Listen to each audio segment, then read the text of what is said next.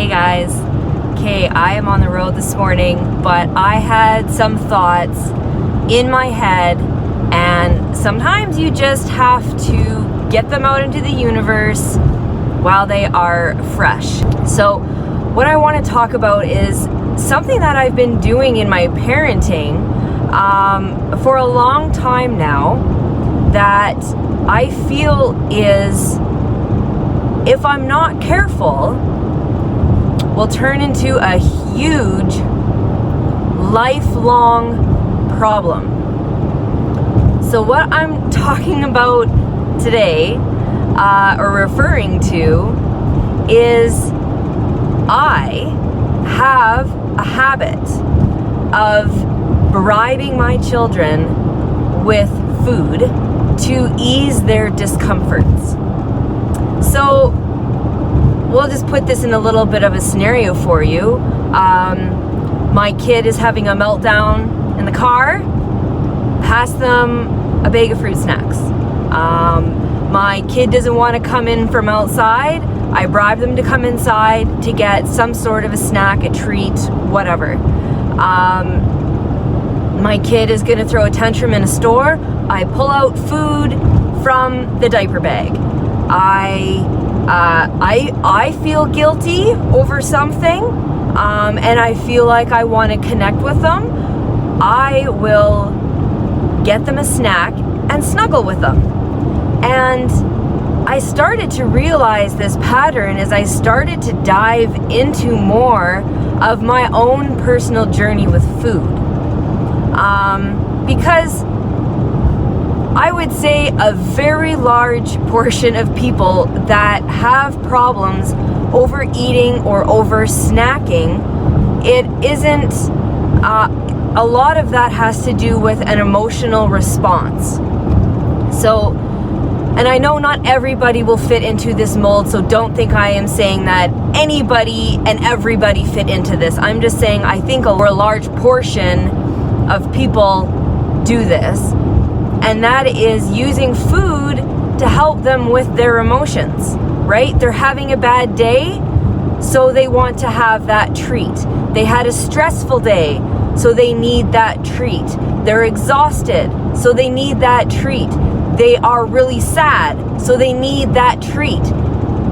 And whether that treat is pop, really any form of sugar would encompass this. Basically, we have that sugar because it starts releasing hormones in our brain to help us literally at a scientific level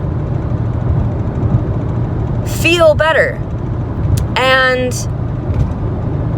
when I started to realize that is my go-to reaction, that is why I struggled and still do sometimes struggle with evening snacking at the end of my day.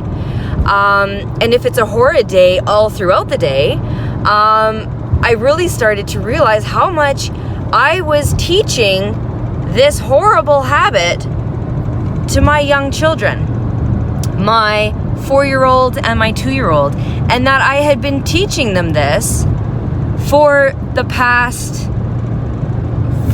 their entire lives. And it really, honestly, blew my mind when I made that connection, that it is no wonder that as a society, we all struggle with food in some way or another. And it's just, we also need to remember all of this to give ourselves some grace, but we have been taught, most likely as children, to soothe our discomforts with food. We are teaching the next generation to soothe their discomforts with food. And even if you are aware of it and you try to substitute unhealthy junk food to soothe foods with healthy versions, it's still using food, putting something in your mouth to make yourself feel better And I feel like this is a really big deal. And this has been kind of rolling around in my head for a while. And I wanted to share it with you because I never, ever saw the relation with what I was doing with my kids to what I was doing with myself until the past couple of months when I'm in this group. It's called How to Become Your Body's Best Friend.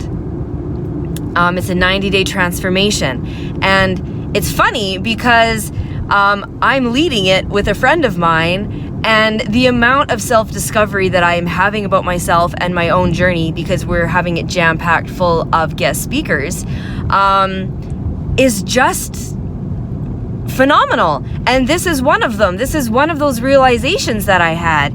And I feel that as a parent, I owe it to my daughters to, for one, stop finding a replacement to my need for food to help me feel better. I need to find a healthy alternative. I need to replace it with meditating, with deep breathing, with going for a walk, with doing some stretches, with let's have a dance party. Any of those things. I need to replace my association with food to make me feel better, because I don't want my girls, my beautiful daughters, to grow up and struggle with this too. I can help break the cycle right now. And it makes me feel so happy and so empowered that I actually figured this out now while my daughters are still so young. This is going to be a habit that I can change easily. But it all starts with me. It all starts with me 110%. I need to get myself in control. I need to be aware of my default habits. I need to be aware of when my default for my children is going to be to grab them a snack. And I am not saying, I am not mom shaming here. I am not mom shaming here. I know that sometimes you literally kind of don't have much of a choice sometimes, and you do need to resort sometimes to a little bit of bribing. I am not saying that, oh, if you do that, you're a bad mom, because I know I will still do it. But there's a big difference between doing it, 5, 8, 10 times a day to doing it once a day, twice a day, only when you're out in social circumstances and you don't really feel like having your kid do the funky chicken on the grocery store floor. Like using it with discretion, being aware of it, and then having that little conversation in my own brain to be like, okay, I am aware of what I am going to be doing here. I am aware I am going to be helping my child with an emotional circumstance with food. Is it worth it to do that right now? Or can I handle a meltdown from my child and not do it at all? But if I am not aware of it, I can never make that decision. And sometimes the decision will be, heck yes, my kid's getting a snack. And sometimes it will be like, you know what? I can handle the meltdown. I can handle the freak out. I can handle the screaming. My kid can come and sit with me, and I can shower them with love while they cry instead. So I wanted to share that with you. I apologize for the change of view. My phone mount happened to fall off mid-video.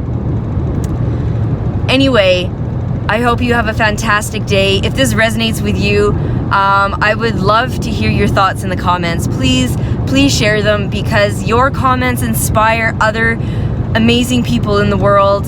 And if you do have any questions, if you want to chat about any of this, shoot me a message. That's what I'm here for. That's what the whole world is here for. That's what it should be here for. We should be here to help each other. We should be here to encourage each other. We should be here to lift each other up in moments of, oh my gosh, I don't even know what to do and I don't even know where to start.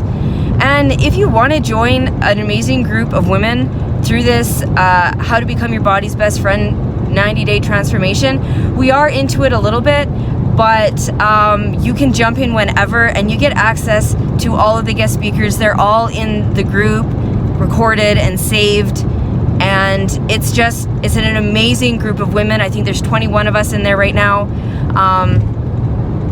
and even if you're not interested, it's not a big deal.